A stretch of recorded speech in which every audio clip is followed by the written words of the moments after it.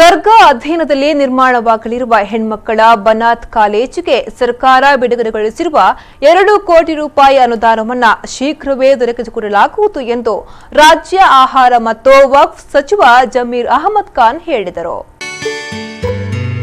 ಉಳ್ಳಾಲ ದರ್ಗಾ ಅಧೀನದಲ್ಲಿ ನಿರ್ಮಾಣವಾಗಲಿರುವ ಪಾಕಶಾಲೆಗೆ ಶಿಲಾನ್ಯಾಸಗೈದು ಮಾತನಾಡಿದರು.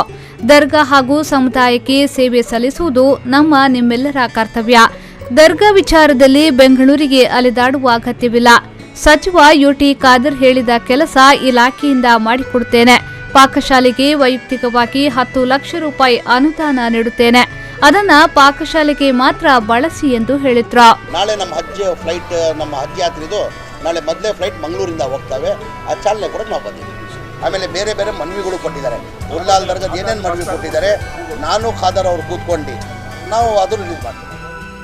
ದರ್ಗಾ ಅಧ್ಯಕ್ಷ ಅಬ್ದುಲ್ ರಶೀದ್ ಅಧ್ಯಕ್ಷತೆ ವಹಿಸಿ ಮಾತನಾಡಿ, ಪ್ರತಿದಿನ 2,500 ಭಕ್ತರು ಮಧ್ಯಾಹ್ನದ ಊಟ ಸೇವಿಸುತ್ತಾರೆ.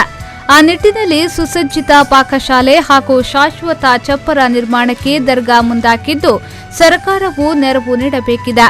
ದರ್ಗಾ ದಾಖಲೆ ತೆರೆದ ಪುಸ್ತಕ ಹಾಕಿದ್ರು ನಮ್ಮೊಳಗಿನ ತಕರಾರಿಂದ ಸೆಸ್ ರದ್ದುಪಡಿಸಿ ಎಂದು ಮನವಿ ಮಾಡಿದ್ರು.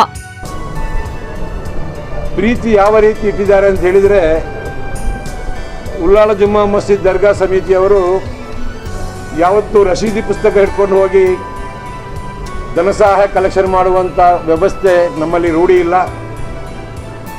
ಆದರೆ ಆಂಗ್ಲ ಮಾಧ್ಯಮ ಶಾಲೆ ಮಾಡುವಾಗ ಮರ್ಹೂಮ್ ಇಬ್ರಾಹಿಂ ಹಾಜಿಯವರು ನಾವೊಂದು ಸುಸಜ್ಜಿತ ಕಟ್ಟಡ ಮಾಡಬೇಕು ಅಂತೇಳಿ ಒಂದು ಉದ್ದೇಶ ಇಟ್ಟುಕೊಂಡಾಗ ಪ್ರಥಮವಾಗಿ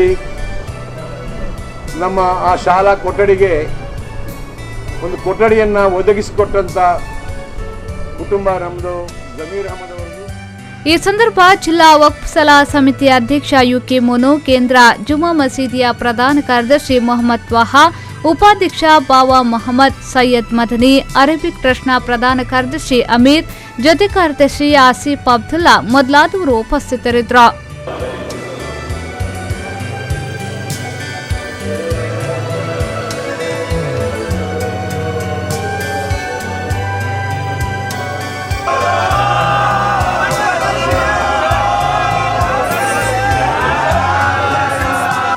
ಆರಿಫ್ ಕಲ್ಕಟ, ವಿ4 ನ್ಯೂಸ್ 24/7 ಉಳ್ಳಾಲ.